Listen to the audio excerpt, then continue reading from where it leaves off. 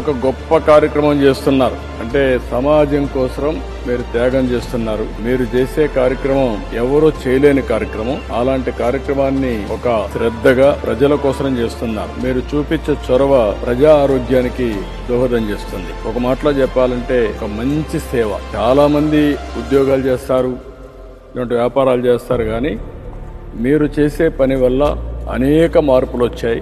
ఎప్పుడో నేను పచ్చదనం పరిశుభ్రంతో ప్రారంభించి తర్వాత స్వచ్ఛ భారత్కి నేనే రిపోర్ట్ ఇచ్చి ఈరోజు స్వచ్ఛ ఆంధ్రప్రదేశ్ కార్యక్రమం చేస్తున్నాం. మనం కూడా స్వర్ణాంధ్రప్రదేశ్, స్వచ్ఛ ఆంధ్రప్రదేశ్ 2 కార్యక్రమాలని ముందు తీసుకుపోతున్నాం. ఇందులో మీరు భాగస్వాములు అయ్యారు. మిమ్మల్ని అందరినీ మనస్ఫూర్తిగా అభినందనలు.